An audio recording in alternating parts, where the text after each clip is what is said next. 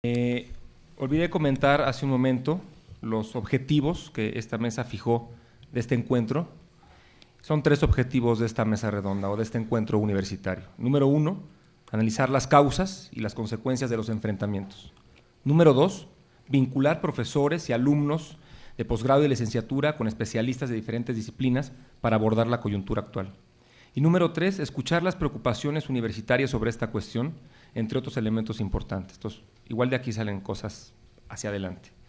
Me da mucho gusto presentar a Moisés Garduño Musa. Él es de las jóvenes promesas de esta casa de estudios y de esta facultad en materia de análisis de Medio Oriente y de mundo árabe islámico. Además es mi profesor de árabe en el CELE, o fue mi profesor de árabe en el CELE. Moisés es doctor cum laude de Estudios Árabes e Islámicos Contemporáneos por la Universidad Autónoma de Madrid. Se especializa en temas de cultura y política en Medio Oriente y se desempeña como profesor de la Facultad de Ciencias Políticas aquí en la UNAM, y además eres de aquí, de casa, de licenciatura de RI. Gracias, Musa, adelante. Gracias a ti, Rafa, a todos los colegas, pero más a todos ustedes por la asistencia, por el interés de esta conferencia y de esta mesa, pero también por el interés de saber qué pasa con esas vidas de las que Alejandra nos habló hace un momento, de la herencia de esas personas que, como dice, no son cifras, son historias vivas. Los textiles, esa palabra textil viene de texto, los textos son los que nos narran la historia y los textiles son justamente eso, ¿no? Historia viva. Y mientras se sigan haciendo esos textiles, seguirá habiendo vida y resistencia ante lo que venga. Lamentablemente, lo que nos convoca el día de hoy, y lo digo pues con emoción, pero también con preocupación, es una nueva intervención militar, una nueva masacre de vidas y de narrativas palestinas, que pues tienen como pretexto justamente la existencia de organizaciones armadas que Israel pues cataloga como terroristas, en el caso específicamente de Hamas, pero que esas narrativas y esas justificaciones de intervención militar no se quedan ahí, no se quedan con la existencia de términos como la existencia de terror islámico, armas, túneles, defensa, autodefensa, es decir, una serie de términos con las cuales se narran estas masacres que hemos nosotros presenciado a través de diferentes medios alternativos. Hay más, ¿no? Hay más cosas que yo les quiero compartir en esta intervención, con las cuales yo quisiera empezar con el pretexto. El pretexto se tiene que enmarcar en el contexto que estábamos nosotros presenciando en las vacaciones que mencionaba Rafa. En abril de este año, 2014, se estaba conformando una nueva tentativa, ¿sí? Una nueva y tentativa coalición, una semilla de gobierno de unidad nacional entre las dos facciones, las dos principales facciones palestinas de resistencia, digamos Hamas y Al-Fatah. Una de ellas, Al-Fatah, previamente ya había aceptado las 3 condiciones que Estados Unidos, la Unión Europea e Israel habían planteado para sentarse en la mesa de negociación ante foros internacionales y diferentes actores de la opinión pública. Esas tres condiciones eran, fíjense, el reconocimiento del Estado de Israel, ante todo. 2, el reconocimiento de los acuerdos de paz previamente establecidos. Y 3, el abandono de la vía armada como elemento de resistencia.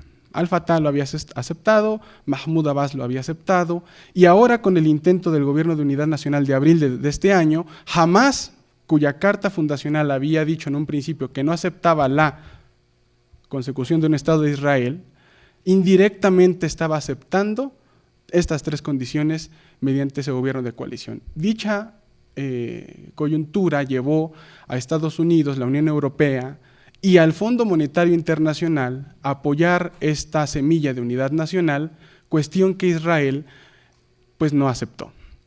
Y tal no aceptó que buscó este pretexto que nosotros hemos estado viendo en las narrativas, que ha sido justamente el tachar a Hamás, como siempre lo ha hecho desde la existencia de la organización, como una organización terrorista con las cuales no puede negociar, a pesar de que ha habido claras negociaciones entre Israel y Hamás en rubros como el intercambio de prisioneros, para poner un ejemplo.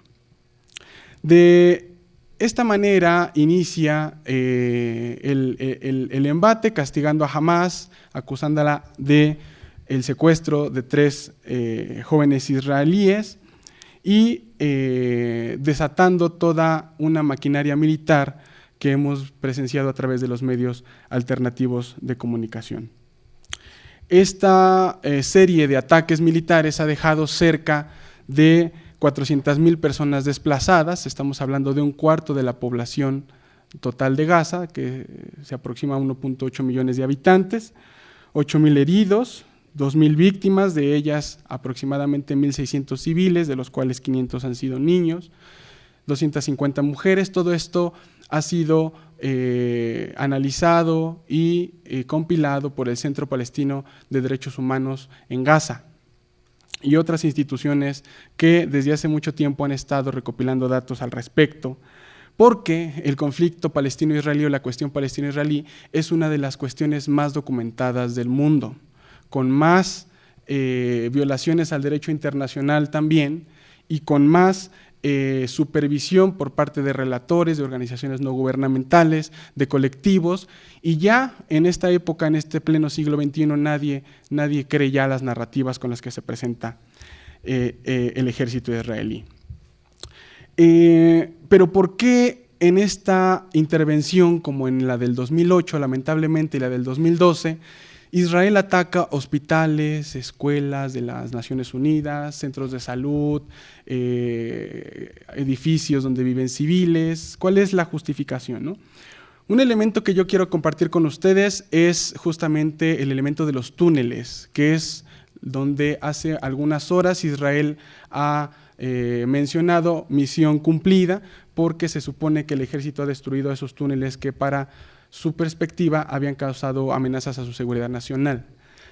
Yo les invito a hacer un análisis de los túneles y a revisar un artículo de Nicholas Pellman en el Journal for Palestinian Studies del 2011, en el volumen número 41, uno de las pocas evidencias académicas que trata los túneles de Gaza no como una herramienta para que las milicias o los brazos armados de Hamás armen a sus células, sino como un respiro al bloqueo económico que ha sufrido esta parte de Palestina desde prácticamente el 2006-2007, cuando Hamás, por cierto, ganó unas elecciones democráticas a nivel legislativo.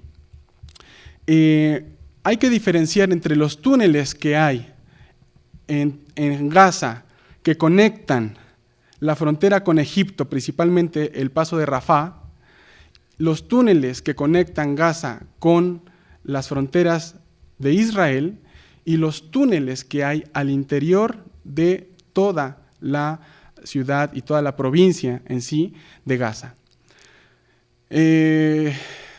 Norman Finkelstein nos recuerda justamente que era muy poco probable que desde el 2012, que subió Mohamed Morsi, un aliado de los hermanos musulmanes y de Hamás en el caso palestino, hasta la época del golpe de Estado con la cual llegó al-Sisi al poder, era muy poco probable que los palestinos, principalmente Hamás, se hicieran de armas por la parte egipcia. Lo primero que hizo al-Sisi al llegar al poder en Egipto fue sellar los túneles y, como buen aliado de otras élites del Medio Oriente, ayudar a Israel a controlar esos pasos estratégicos para evitar el paso de misiles, de cohetes, de artefactos, de proyectiles caseros, ¿no? Porque pues no hay misiles en Gaza. Ese es otro tema que podemos discutir en un momento. Israel tiene toda la tecnología para monitorear justamente lo que pasa y no pasa a través de los túneles que conectan sus fronteras con Gaza.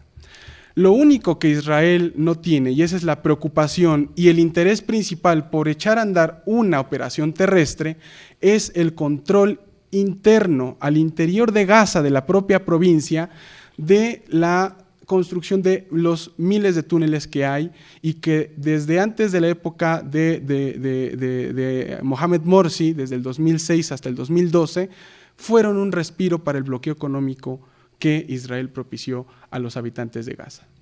Esa es la diferencia entre los túneles fronterizos y los túneles internos, que ante el bombardeo israelí de tanques, de F-16, de mercados, de universidades, de hospitales, esa red de túneles queda pues básicamente intacta, a pesar de que en la operación terrestre Israel se mete al 44% de la tierra, ¿sí?, de Gaza, y no logra desmantelar la mayor parte de los túneles. ¿Por qué? Porque al momento de entablar una operación terrestre, viene justamente una operación asimétrica de los combatientes de Hamas, en los que la operación asimétrica con, sí, ciertamente, ataques selectivos contra las Fuerzas Armadas, tienen una ventaja al momento de enfrentar al soldado israelí. Por eso se retira Israel de Gaza en esta ocasión, tanto cuanto también pensar en la presión internacional que eventos como este en más de 900 ciudades diferentes del mundo han colaborado y han presionado por la inmensa cantidad de bajas civiles, más la baja y las bajas israelíes que la sociedad israelí demanda a su gobierno en el momento en que entran en una operación militar. Lo que más castiga a Israel por parte de su población es las bajas que pueda tener el ejército. Esta vez alcanzaron 64, 65 bajas israelíes, cerca de la mitad de lo que Hezbollah propinó en el 2006 al ejército en la invasión del sur del Líbano. Y esto es muy interesante porque mientras más bajas israelíes haya, hay menos presión por parte hay más presión por parte de la sociedad israelí a su gobierno. Entonces el problema de los túneles va mucho más allá de mezclar toda la red de túneles al interior y en las fronteras, como si todas esas instalaciones construidas por los propios ciudadanos y trabajadores de Gaza fueran utilizados para armar a Hamas. Eso es una falacia y una mentira, porque han sido gracias a los túneles que la sociedad palestina ha podido sortear el bloqueo, a pesar de que organizaciones o agencias de Naciones Unidas han dicho que Gaza está en una economía de sitio, que de seguir el bloqueo se puede convertir en una zona inhabitable para el 2020. O sea que con bombardeos o sin bombardeos, la población en Gaza específicamente, en Palestina en general, pero en Gaza específicamente, está condenada a vivir por debajo de los estándares de dignidad y de humanidad, ¿sí?, que el mismo Occidente plantea. Lo que a continuación voy a mencionar y quiero compartir con ustedes, no lo digo yo, lo dijo John Kerry en abril de este año también, en el cual tuvo que pedir disculpas por las declaraciones en donde hace a Israel una semejanza con el Estado apartheid en Sudáfrica. Los checkpoints fueron algo usado en Sudáfrica durante la época del apartheid. Cuando Jimmy Carter en 2006 mencionó que los asentamientos en Cisjordania se conectaban con otros asentamientos construidos desde la parte israelí, se estaban también fragmentando carreteras para israelíes, calles para palestinos, autobuses para palestinos, autobuses para israelíes, haciendo algo totalmente racista esta práctica. La construcción del muro es otro ejemplo de racismo material. Dentro de Israel, cerca de 90,000 árabes viven en cerca de 176 ciudades no reconocidas por el Estado de Israel, las cuales no se pueden encontrar en ningún mapa político de ese Estado. Esto se considera como refugiados internos. Además, no nada más es para los palestinos este tipo de prácticas, sino en junio del 2014 apenas, cerca de 130,000 inmigrantes etíopes, mayoritariamente judíos, fueron sometidos a programas de esterilización, de control de natalidad, contra su voluntad. Además, las esposas palestinas de israelíes no pueden vivir en territorio israelí.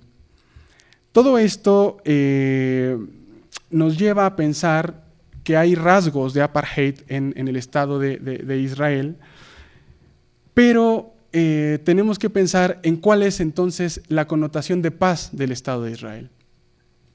No se trata de un ejercicio de autodefensa, se trata de un ejercicio de defensa de la ocupación. Si nosotros nos metemos a los manuales de derecho internacional, una ocupación tiene que terminar en algún momento. E Israel lo que no quiere es terminar esa ocupación, y más que convertirla en un fin de la ocupación como potencia ocupante, que es la figura jurídica que tiene, es convertirla en una anexión, que a todas luces es totalmente ilegal. La anexión implica que Hamás y los actores palestinos que están invitados a la negociación acepten las condiciones actuales en las que viven todos los palestinos. Y cito aquí otra vez a Norman Finkelstein. Cerca del 95% del agua potable en Palestina, principalmente en Gaza, básicamente en Gaza, 95% del agua en Gaza no es apta para el consumo humano. ¿Por qué los palestinos tienen que aceptar estas condiciones en las mesas de negociación? ¿Por qué no pueden luchar por su dignidad? Este es el fin de la ocupación que quiere Israel.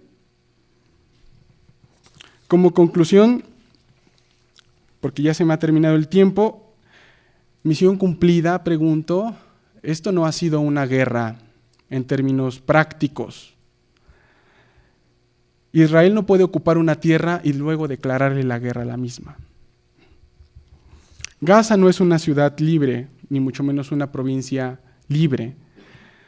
Está ocupada por espacio terrestre, aéreo y marítimo. Y más que Israel pueda pregonar por una paz, está haciendo lo que, citando a Jean-François Dagoucin, un arabista francés, está produciendo el hecho nacional. El mapa de Palestina que nos pasan constantemente lo atestigua todo el tiempo. Ocupación propia del espacio interior, permanencia y difusión de la autoridad del poder dominante y persuasión para adherir lo regional a la estructura nacional.